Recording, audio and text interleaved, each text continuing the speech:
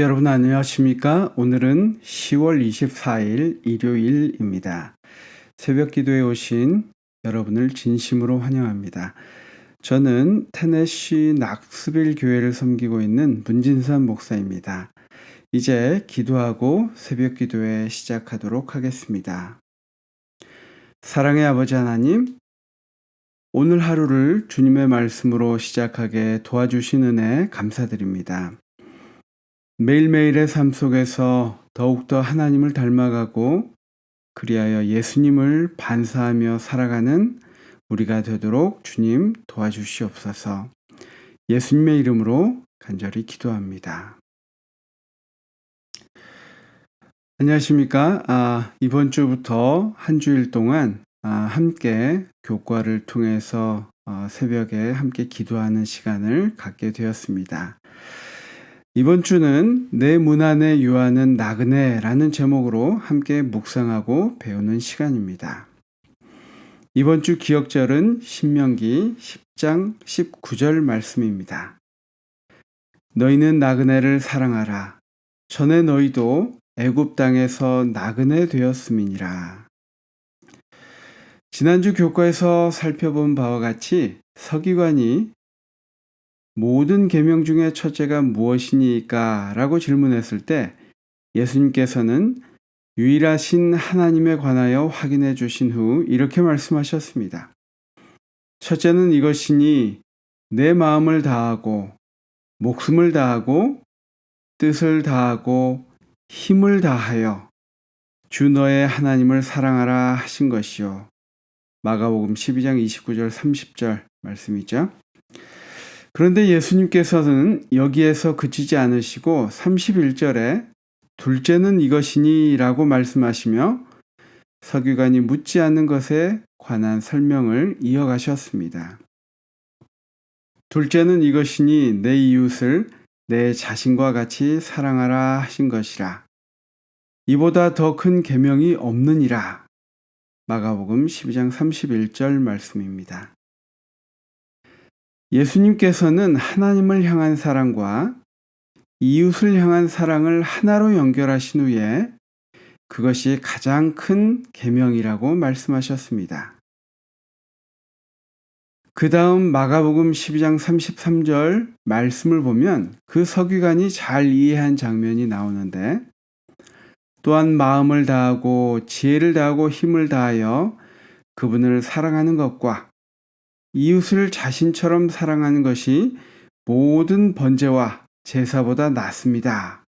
라고 한 그 서기관의 대답을 칭찬해 주시는 예수님이 나옵니다. 즉, 이 두 계명, 이 10계명의 두 돌판, 하나님 사랑과 이웃 사랑의 정신을 이야기하고 계신 것입니다. 예수님께서는 유대인들이 전혀 들어오지 못했던 새로운 것을 말씀하고 계신 것이 아니었습니다. 우리가 이웃과 다른 사람들을 사랑함으로 하나님을 향한 최고의 사랑을 표현한다는 개념이 바로 이 신명기에서 비롯된 것입니다. 하나님께서는 이스라엘 백성에게 그들 가운데 있는 나그네와 소외된 자들을 돌아보므로 하나님을 향한 사랑을 표현하라고 명령하셨습니다. 이것이 바로 하나님 앞에서 정결하고 더러움 없는 경건이기 때문입니다. 그래서 진리를 아는 것에서 그치는 것이 아니라 우리의 삶 속에서 실천하며 사는 것이 참된 그리스도인의 모습인 것입니다. 이러한 모습의 부족으로 지금 이 시대를 사는 그리스도인들이 다른 세상 사람들의 보기에 하나님을 믿지 않는 사람처럼 보이기도 한 것입니다. 우리가 이 주제를 한번 잘 살펴보면 좋겠습니다. 그럼 일요일 주제로 넘어가 보도록 하겠습니다. 10월 24일 일요일, 제목은 너희는 마음의 할례를 행하고. 우리가 지난주에 우리 김휘상 목사님을 통해서 사과의 내용을 보았는데요. 신명기 9장의 내용이 계속해서 이어지는 10장. 이 10장은 하나님께서 이스라엘과 맺으셨던 이 언약을 다시 한번 확인하는 내용입니다. 사실 신명기의 대부분은 이미 맺었던 언약을 다시금 확인하고 또 그것을 회복시키는 내용이 들어 있습니다. 우리가 이 내용을 잘 알고 있듯이 이스라엘 백성들이 모세가 잠시 자리를 비운 사이 우상 숭배에 빠졌던 흉악한 죄에도 불구하고 하나님께서는 그들을 버리지 않으셨던 것입니다. 신명기 10장 1절부터 11절 말씀을 읽어보면 그런 이스라엘 백성도 다시 용서하고 기회를 주시는 장면이 나옵니다. 그 장면이 모세는 십계명이 기록된 이 두 돌판을 땅에 던져 깨뜨렸는데 이 행동이 바로 깨어진 언약을 상징하는 것이었습니다. 신명기 32장 19절에 나와 있죠. 백성들의 범죄에 대한 그 혐오감을 나타내 보이기 위해서 그는 돌비를 내던졌습니다. 그러자 그것은 백성들의 목전에서 깨어지고 말았습니다. 그래서 그들이 하나님과 세운 언약을 깨뜨린 것처럼 하나님께서도 그들과 세우신 그분의 언약을 파기하셨다는 것을 나타내셨습니다.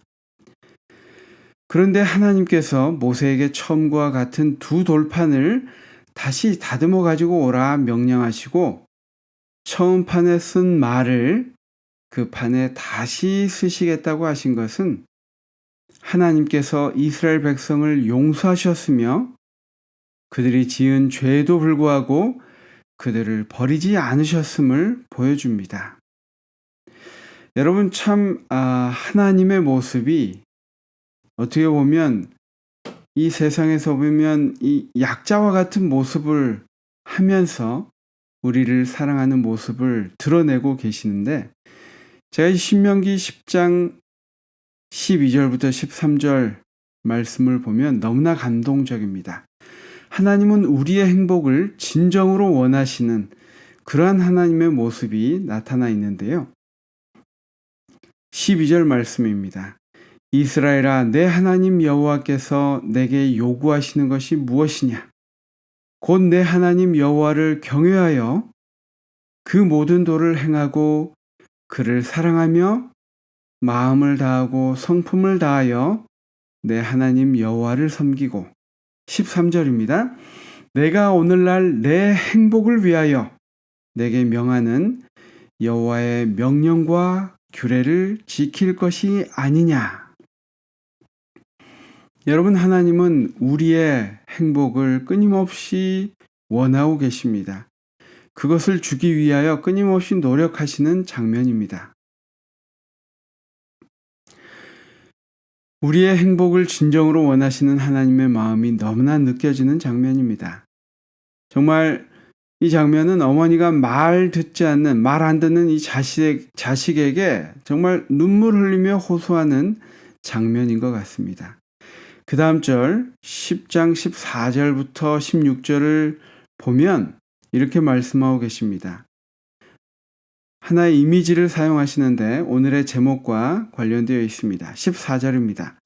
하늘과 모든 하늘의 하늘과 땅과 그 위의 만물은 본래 내 하나님 여호와께 속한 곳이로다. 이런 이 우주의 하나님이신 이 하나님이 15절입니다. 여호와께서 오직 내 열조를 기뻐하시고 그들을 사랑하사 그 후손 너희를 만민 중에서 택하셨음이 오늘날과 같으니라. 그래서 뭐라고 말씀하십니까? 16절에 그러므로 너희는 마음에 할례를 행하고 다시는 목을 곧게 하지 말라. 하나님께서는 이 우주의 주인 되신 이 하나님이 이렇게 작은 그리고 이 죄인인 우리에게 이렇게 간구하시는 이유가 무엇일까요? 이렇게 마음에 할례를 행하고 다시는 목을 곧게 하지 말라고 하신 이유는 무엇일까요? 다른 이유가 없습니다. 우리를 사랑하시는 그 이유밖에 없음을 우리가 알고 있습니다. 본문에는 포피, 마음, 목과 같은 여러 가지 이미지가 등장하는데 그럼에도 불구하고 메시지는 분명합니다. 이 할례는 언약의 표징이었습니다. 하지만 그것은 외적인 표징에 불과했습니다. 하나님께서는 그들의 진실한 사랑이 포함된 그 마음을 원하셨던 것입니다. 곧은 목에 대한 이미지는 그들이 얼마나 완고한 백성이었는지, 하나님의 말씀에 얼마나 순종하기를 기뻐하지 않았는지를 보여주고 있습니다. 여기서 곧은 목은 고집센 황소에 대해 사용되었는데, 주인에 반역하여 이 지워진 멍에를 목을 곧게 하여 벗어 던져버리는 그 모습을 묘사하고 있습니다. 우리가 신약에서 스데반의 마지막 설교에서 할례를 받지 못한 것에 대한 교훈을 우리가 찾아볼 수 있는데, 사도행전 7장 51절 말씀입니다. 목이 곧고 마음과 귀에 할례를 받지 못한 사람들아, 너희가 항상 성령을 거스려 너희 조상과 같이 너희도 하는도다. 이 말씀의 의미는 무엇입니까? 할례 받지 않는 마음은 성령의 호소에 무감각한 사람들이라 이야기하고 있는 것입니다. 우리는 우리의 교만함과 죄악된 본성을 온전히 성령께 간구함으로 이겨내고 성령의 열매를 맺도록 해야 한다는 것입니다. 하나님은 우리를 얼마나 사랑하십니까? 그리고 얼마나 우리의 죄를 용서해 주기를 원하십니까?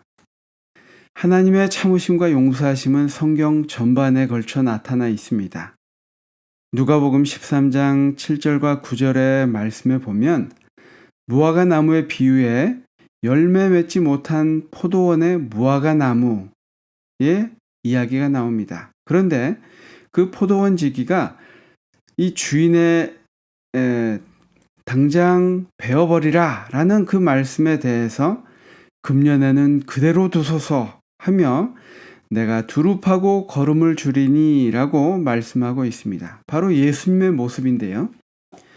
우리의 모습이 오랫동안 열매 맺지 못하는 그러한 모습일지라도 기다리고 또 기다리며 은혜를 베풀어 주시고 계시는 이 예수님의 모습이 나타나 있습니다. 우리는 얼마나 하나님의 포도원에서 그 은혜를 받고 있는지 우리의 모습을 한번 생각해 보아야 할 것입니다. 하나님께서는 이스라엘 백성들이 지은 죄를 용서하시고 그들과 맺으신 언약을 재확인하시며 전심을 다해 하나님을 사랑하라고 명령하십니다. 야고보서 4장 8절 말씀에 어떤 말씀이 있습니까? 하나님을 가까이 하라. 그리하면 너희를 가까이 하시리라. 죄인들아 손을 깨끗이 하라. 두 마음을 품은 자들아 마음을 성결케 하라. 이 명령은 사단을 성공적으로 대항할 수 있는 비밀이 담겨 있습니다. 우리는 하나님을 가까이 할 때 사탄을 멀리하게 되고 사탄을 이길 수 있는 능력을 그분께 얻게 되는 것입니다. 하나님은 우리가 그분을 찾기를 기대하고 기다리고 계십니다.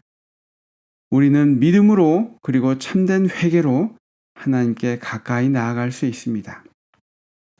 적용의 말씀, 하나님께서 그대의 죄를 용서해 주셨던 모든 순간을 생각해 보십시오. 그와 같은 하나님의 용서가 그분의 은혜에 대해 무엇을 가르쳐 주고 있습니까? 여러분, 하나님께서 우리의 죄를 어떻게 용서하셨습니까? 여러분, 이 아침에 한번 깊이 생각해 보시는 시간 되었으면 좋겠습니다. 영감의 교훈 말씀을 읽고 기도하고 마치겠습니다. 한 영혼이 회개하고 하나님을 사랑하고 그 계명을 지키기를 배우는 때마다 또 새 영을 너희 속에 두고 새 마음을 너희에게 주시겠다는 하나님의 약속이 성취되는 것이다. 인간의 마음에 일어나는 변화, 곧 인간의 품성의 변화는 살아계신 구주께서 영혼을 구하시려고 역사하고 계심을 보여주는 기적이다. 시대요 소망 407페이지 말씀입니다. 우리 다 함께 기도하겠습니다. 하나님 아버지, 우리의 죄된 마음과 생각과 이기심을 온전히 성령께 간구함으로써 우리 마음속에 진심으로 회개하고 또 하나님을 사랑할 수 있는 마음이 생겨나도록 주님 도와주시옵소서. 그래서 그 사랑이 이웃에게 넘쳐 흘러나도록 주님, 우리의 삶, 오늘의 하루의 삶을 도와주시옵소서. 주님, 오늘의 삶을 주님께 온전히 맡깁니다.